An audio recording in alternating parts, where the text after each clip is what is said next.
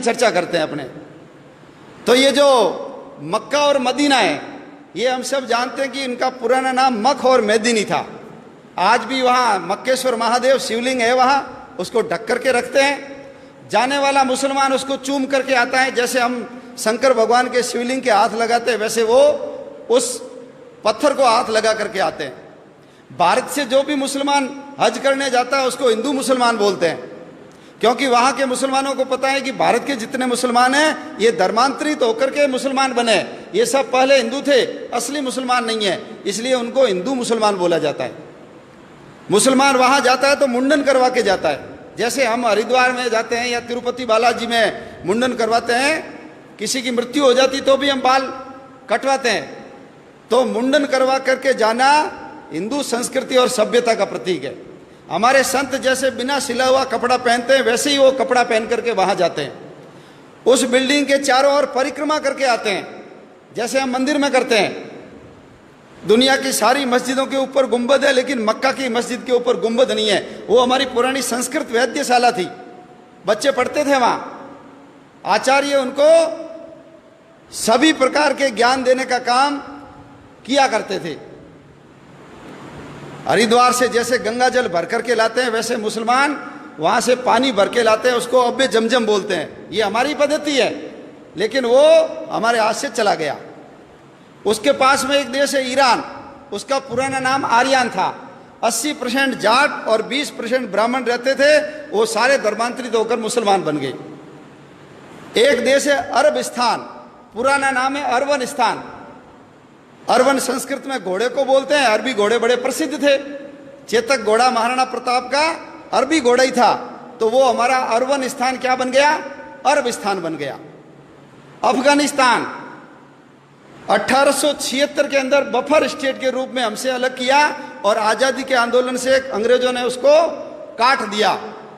6.5 लाख वर्ग किलोमीटर की जमीन है वो। गांधारी वहीं की थी, दुर्योधन की मां आंखों पे पट्टी बांधी, पति अंधे, मैं भी नहीं देखूंगी। 1876 में हमारे हाथ से चला गया। 1904 में नेपाल हमारे से काट करके अलग किया। भगवान राम की ससुराल सीता माता जहां पैदा हुई वो नेपाल हमारे हाथ से चला गया।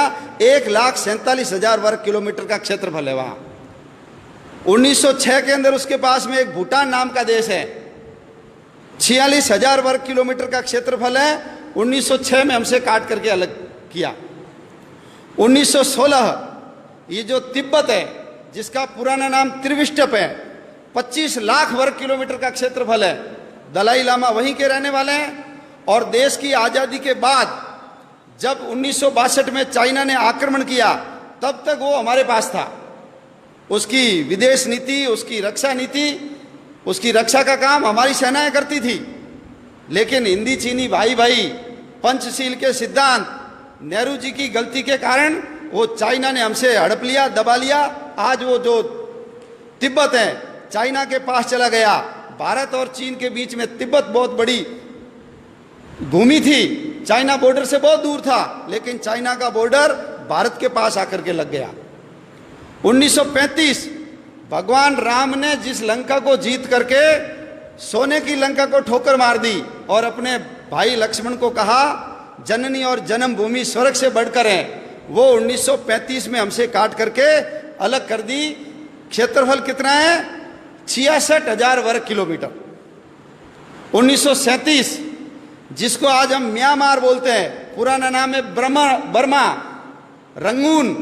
याद करो, काले पानी की सजा के लिए सबको पकड़ पकड़ करके वहां ले जाते थे और सुभाष चंद्र बोस ने आजाद हिंद फौज बना करके जो हमला किया था, रंगून अपने कब्जे में कर लिया था। वो बर्मा हमारे से 1937 में अलग कर दिया गया। बर्मा का क्षेत्रफल भी 6,70,000 वर्ग किलोमीटर है।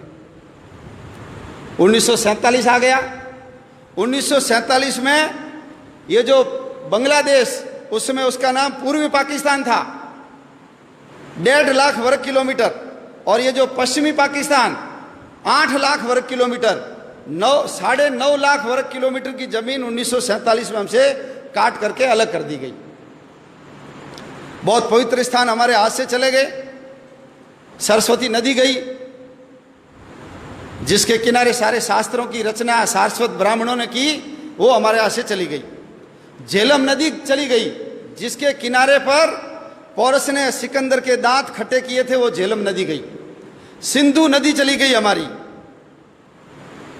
हमारे 52 शक्तिपीठों में से एक शक्तिपीठ है हिंगलाज माता का मंदिर, वो हमारे हाथ से चला गया।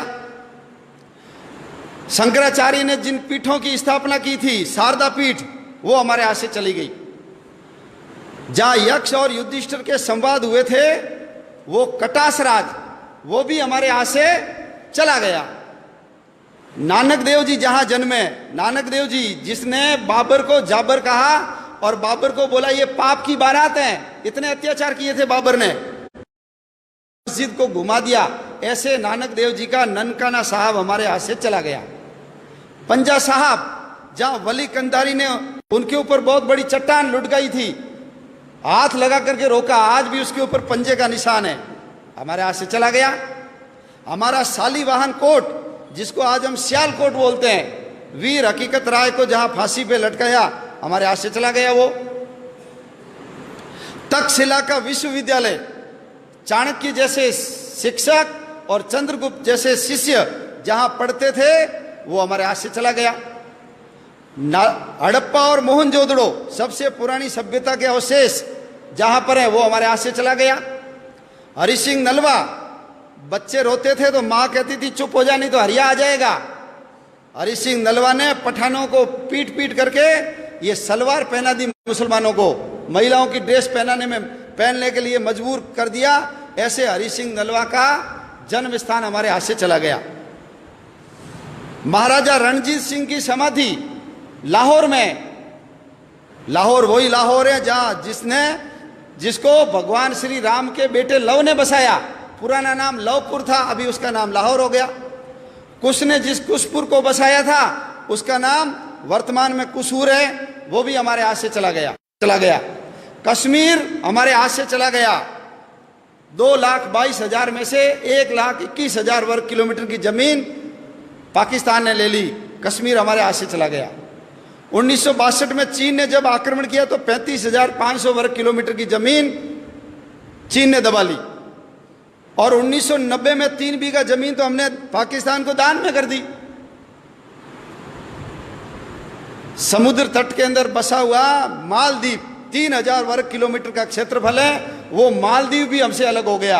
अंग्रेजों को समुद्र के अंदर अपने बेड़े रखने की जरूरत थी, इसलिए उन्होंने मालदीव को 1947 में ही अलग करके आजाद कर दिया। इतनी बड़ी भूमि, इतने 6 प्रांत हमारे हाथ से चले गए, कुल 62 जिले गए।